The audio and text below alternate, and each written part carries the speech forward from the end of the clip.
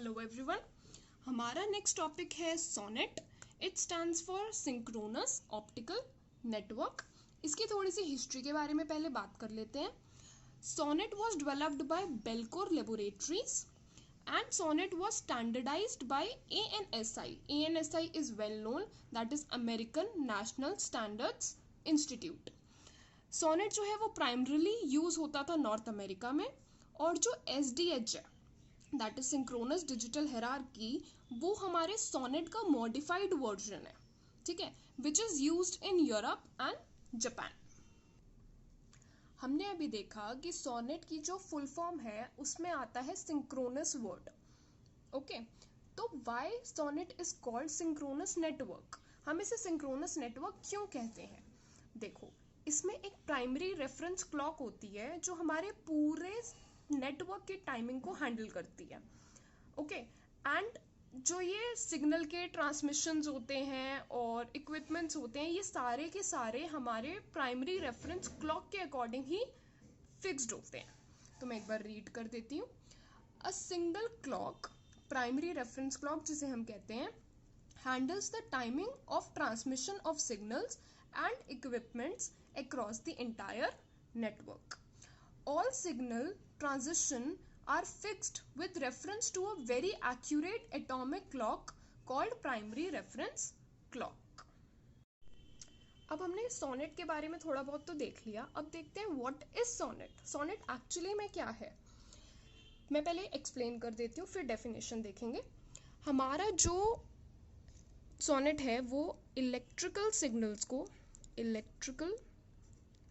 Signals को convert करता है ऑप्टिकल सिग्नल्स में। और ये कन्वर्ट क्यों कर रहा है, इसका क्या एडवांटेज है? जब हम इलेक्ट्रिकल सिग्नल्स को ऑप्टिकल सिग्नल्स में कन्वर्ट कर देते हैं तो हम अपने सिग्नल्स को अलाउ करते हैं लार्जर डिस्टेंसेस में ट्रेवल करने के लिए। हमने पहले भी पढ़ा है, हमारी 3 टाइप की केबल्स होती है basically, optical fibre, coaxial cable, twisted pair, और इन सब में से लार्जर डिस्टेंसेस के लिए कौन सी यूज होती है? Optical fibre. तो हम अपने इलेक्ट्रिकल सिग्नल्स को ऑप्टिकल में कन्वर्ट करते हैं और ऑप्टिकल फाइबर के थ्रू लार्जर डिस्टेंसेस पे सेंड कर सकते हैं, ठीक है। अब एक बार डेफिनेशन देख लेते हैं। सोनेट क्या है? SONET is a standardized digital communication protocol that uses a fiber optic medium to transfer huge amounts of data across greater distances. यही मैंने अभी एक्सप्लेन करा। आगे देखते हैं।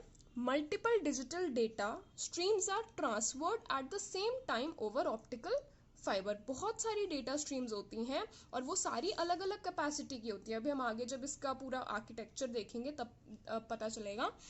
जो जितनी भी डिफरेंट डेटा स्ट्रीम्स होती हैं वो सारी डिफरेंट कैपेसिटीज की होती हैं, उसको हम सेंड करते हैं, TDM यूज करते हैं, टाइम डिवीजन मल्टीप्लेक्सिंग, अपने रिसीवर तक पहुंचाने के लिए। हम अब सोनेट के डिफरेंट नेटवर्क एलिमेंट्स को देखते हैं।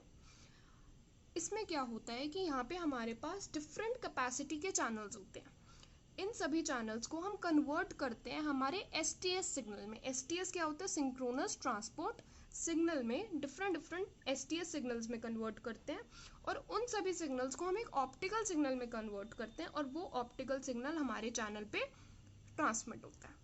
एक एक करके इन सब के यूजेस देख लेते हैं। सबसे पहले हमारे पास STS mux demux, synchronous transport signal multiplexer and demultiplexer. इसका क्या काम है? मल्टीप्लेक्सर मल्टीप्लेक्सिंग करता है सिग्नल्स की, मतलब इलेक्ट्रिकल सिग्नल्स को ऑप्टिकल सिग्नल्स में कन्वर्ट करता है। डीमल्टीप्लेक्सर का क्या काम है? डीमल्टीप्लेक्स करना सिग्नल्स को, मतलब हमारे ऑप्टिकल सिग्नल्स को इलेक्ट्रिकल सिग्नल्स में कन्वर्ट करना। देन है हमारे पास रीजनरेटर, इसको हम रिपीटर भी कहते हैं। ये क्या करता है? हमारे जो भी ऑप्टिकल सिग्नल्स हैं उनको रीजनरेट करता है। रीजनरेट करने का यहाँ पे क्या मतलब है? वो जो सिग्नल्स हैं उनकी स्ट्रेंथ इंक्रीज करता है। ओके, नेक्स्ट है हमारे पास add and drop मक्स multiplexer.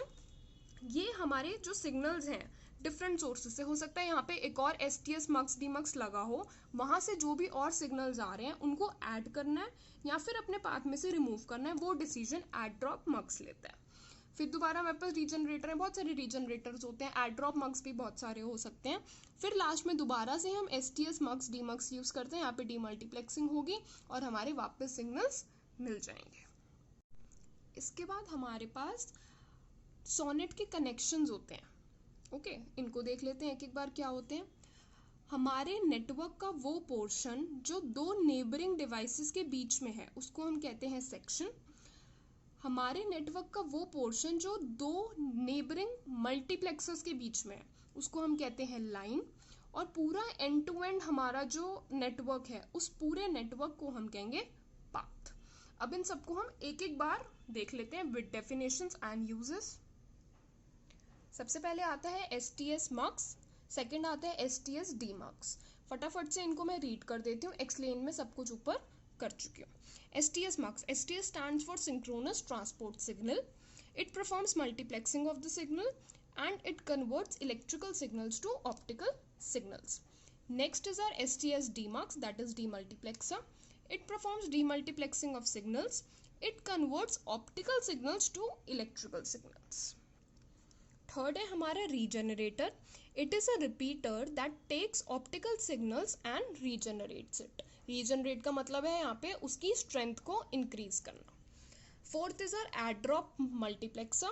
It allows to add signals coming from different sources into a given path और रिमूव अ सिग्नल। रिमूव भी कर सकता है, ऐड भी कर सकता है। नेक्स्ट जो मैंने एक्सप्लेन करा था वो था सोनेट के कनेक्शंस। सेक्शन क्या था? Portion of network connecting to neighbouring devices. Line क्या था? Portion of network connecting to neighbouring multiplexers. और पाथ क्या था? पूरा end to end portion of network. SONET में हमारा नेक्स्ट टॉपिक है सोनेट लेयर्स। हमारे पास डेटा लिंक लेयर है और फिजिकल लेयर है। Data link layer is further divided into 3 parts, that is path layer, line layer, section layer, and physical layer has photonic layer. I'm just briefly explaining all 4 of them. First is the path layer. It is responsible for the movement of signals from its optical source to its optical destination. We have studied STS mux demux. It provides the path layer functions. Okay. Next is the line layer. It is responsible for the movement of signals across a physical line.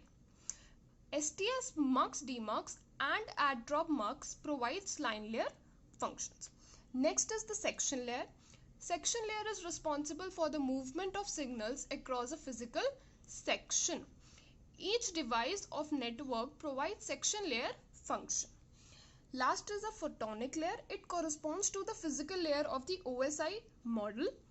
It includes physical specifications for the optical fiber channel.